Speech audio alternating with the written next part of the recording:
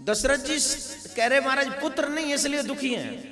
बोले पुत्र चाहिए, कितने चाहिए? बोले कितने की बात छोड़ो महाराज, एक ही हो जाए। बोले नहीं, एक नहीं, धरो धीर होइए सुदचारी, तुम्हें 4 पुत्र होंगे। एक बात बता दूं, तुम जितना अपने गुरु से मांग नहीं सकते, जिस दिन गुरु दया की अमृत वर्षा करते हैं उस दिन तुम थाम नहीं सकते, उतना तुम्हें मिलता है। जितना तुम मांग नहीं सकते उतना तुम्हें मिलता है। तुम्हारे आउट ऑफ कंट्रोल महाराज, तुम सोच नहीं सकते। एक और बात बता दूं, भगवान उतना देता है जितना तेरे भाग्य में होता है। गुरु भाग्य से ज्यादा देता है, लेकिन कृपा कर दे, मांगने से नहीं करेंगे गुरुदेव कृपा। अगर गुरु के मुख, अब एक गुरु जी की कोई कृपा की फैक्ट्री है फैक्ट्री है कोई पीछे लग रही, जो कृपा की फैक्ट्री नहीं होती है माय डियर। जब आपके कर्म गुरु जी देख लेते हैं तो गुरु से रहा नहीं जाता, उनके हृदय से आशीर्वाद निकल जाता है।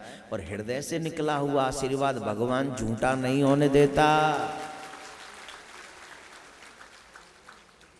अगर एक बार गुरु के मुख से निकल जाए तो ब्रह्म वाक्य जनार्दनम, ब्राह्मण के मुख से निकला हुआ आशीर्वाद भगवान का वचन हो जाता है। ब्राह्मणों का अपमान करने वाले लोगों को यह आशीर्वाद कैसे मिलेगा जरा बताइए? साधुओं का अपराध करने वालों को यह फल कैसे मिलेगा बताइए? धर्म के इंसल्ट करने वाले लोगों को यह वरदान कैसे मिलेगा जरा बताइए? तो इसलिए जरूरी है कि हम अपने धर्म का सम्मान करें। तो गुरुजी ने कहा बोल कितने चाहिए? बोले कितने क्या महाराज, एक मिल जाए? बोले नहीं, 4 होंगे, बस रास्ता वो करना जो मैं चाहूं। क्या? बोले यज्ञ होगा, पुत्रेष्ट यज्ञ। बोले मंजूर है। और पुत्रेष्ट यज्ञ प्रारंभ हुआ। श्रृंगी ऋषि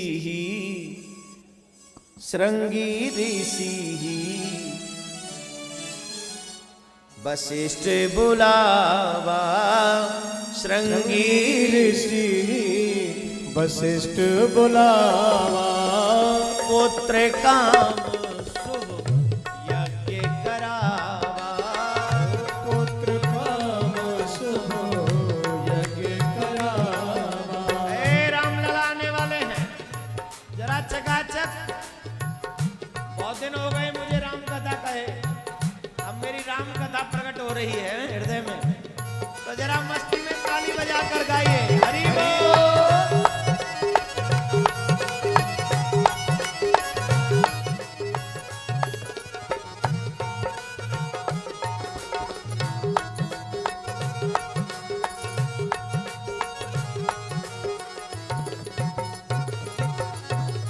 भगति सहित मुनि आहुति दीने, भगति सहित मुनि आहुति दीने, प्रगटे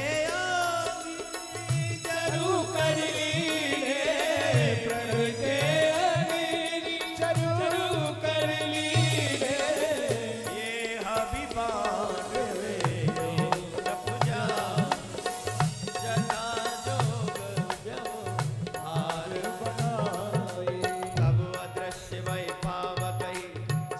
सवै समझा, परमानंद मगन नभ, हर्ष न हृदय समाय, सियावर रामचंद्र की जय।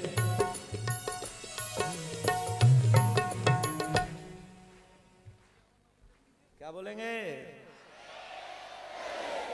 गुरुजी ने कहा पुत्रेष्ट यज्ञ होगा। बोले जो आज्ञा गुरुदेव। श्रृंगी ऋषि जी को बुलाया गया। किसको बुलाया गया? एक बार आप जोर से बोलिए, और जोर से बोलेंगे।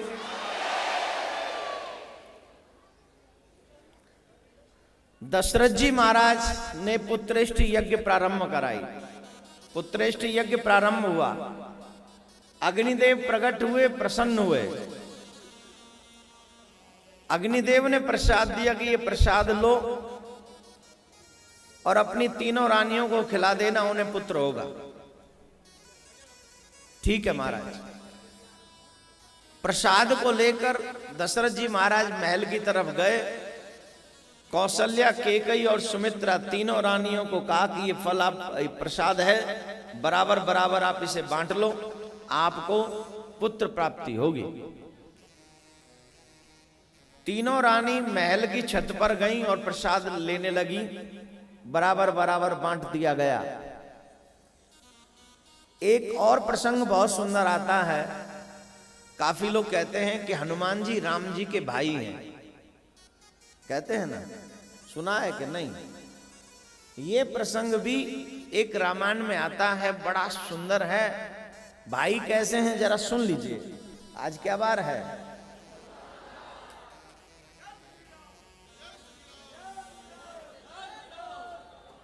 राम जी के प्राकट्य के साथ साथ हनुमान जी का प्राकट्य भी सुन लीजिए। तुम लोग रामायण बहुत पढ़ते हो, हनुमान चालीसा बहुत पाठ करते हो, बताओ हनुमान जी के पिताजी कितने हैं?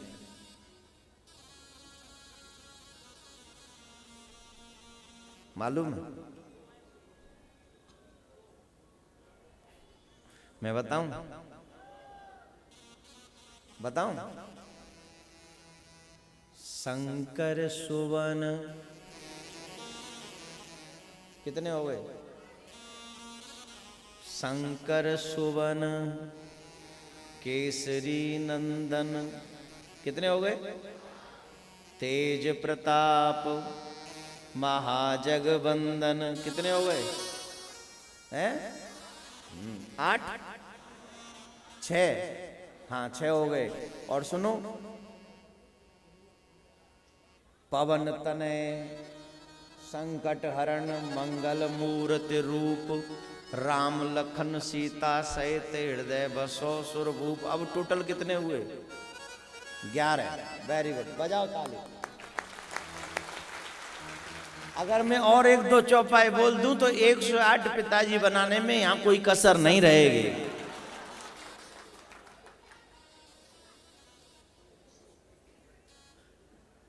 शंकर सुवन केसरी नंदन 2, पवन तनय संकट हरण मंगल मूर्ति रूप पवन तनय 3। हनुमान जी के पिता हैं 3, शंकर, केसरी और पवन देव। ये 3 पिता हैं। कथा भी बड़ी सुंदर है। और सुनाऊं? कथा सुनाऊं कि रहने दूं? कोई तो कॉन्सेप्ट होगा ना जिससे ये तीनों पिता बने कि नहीं? नहीं बताता, चलो। अरे राम जी का प्राकट्य सुनो ना, राम जी का प्राकट्य सुनो फिलहाल। राम कथा कभी होगी तो देखेंगे, फिर सुनाएंगे। वैसे कोई करवाता है नहीं मुझसे राम कथा, सब कहते भागवती करो, और अच्छा भी लगता है दिल में थोड़ा। राम जी की कथा थोड़ी ऐसी है कि एकदम मर्यादा में रहो, और मेरे जैसे लोगों को सूट नहीं करती राम कथा। मैं हूं ही कन्हैया की कथा कहने के लिए, अच्छा थोड़ा ब्रजवासी हूं ना, थोड़ा अच्छा लगता है कन्हैया की कथा कहना। इंटरनली इन्वॉल्वमेंट है उनके साथ में, तो अटैचमेंट है। इसलिए जिस समय वो तीनों रानी प्रसाद लेने बैठी, वहां पर एक चील आ गई और सुमित्रा के हाथ से जो प्रसाद था सुमित्रा के हाथ में, उसको लेके उड़ गई। और उस प्रसाद को जब लेकर उड़ी वो चील, तो सुमित्रा जी रोने लगी। कौशल्या माँ बोली, देखो तुम इनको श्राप मत दे देना, चील को कहीं क्रोध में आके श्राप दे दो, श्राप मत देना। बोले मैं श्राप नहीं दे रही, लेकिन मैं रो रही हूं इस बात के लिए कि मैं कितनी दुर्भाग्यशाली हूं। यज्ञ हुआ, प्रसाद भी मिला, लेकिन मेरा प्रसाद चील ले गई, अब तो मैं मां नहीं बन पाऊंगी। बोले कौन कहते तुम मां नहीं बन पाओगी? तुम मां जरूर बनोगी। अभी हम लोगों ने अपने अपने बट का प्रसाद ग्रहण नहीं किया।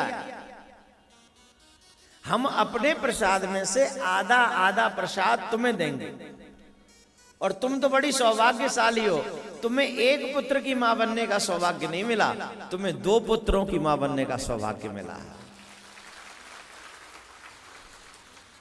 दिस इज राम राज्य। जहां एक सौत अपनी सौत को मां बनाने की तैयारी में मगन होती है। लोग कहते हैं राम राज्य लाएंगे, वो झूठ बोलते हैं। राम राज्य तो सिर्फ त्रेता में आ सकता है, कलयुग में राम राज्य नहीं आ सकता, कभी नहीं। तुम्हारे घर में कहां है राम राज्य? एक दूसरे से जल जल कर, एक दूसरे से नफरत कर करके तो घर ही परेशान है, घर ही परेशान है एक दूसरे से। इसलिए मेरे भाई बहन, राम राज्य कैसे हो उसकी नींव माताओं से शुरू होती है। देखो राम राज्य की माताएं, राम की मां कैसी है। लोग कहते हैं बच्चे बिगड़ गए। आई एम सॉरी टू से आजकल के पेरेंट्स बिगड़ गए। जब मेरे घर में बच्चे हो जाएं तो मुझे जीना आना चाहिए कि मैं घर में कैसे टॉक करूं, बात कैसे करूं। मैं अभद्र भाषा में अपने बच्चों के आगे बात नहीं कर सकता, क्योंकि जैसा बोलूंगा वो सुनेंगे और आगे वो ट्राई करेंगे। बताइए, क्या हम लोग मानते इस बात में? अपने बच्चों के आगे ये मूंछों वाले इतनी इतनी गंदी गालियां देते हैं। नहीं, हंसने की बात नहीं है, वहीं से संस्कार खराब भी होते हैं। महत्वपूर्ण बात है।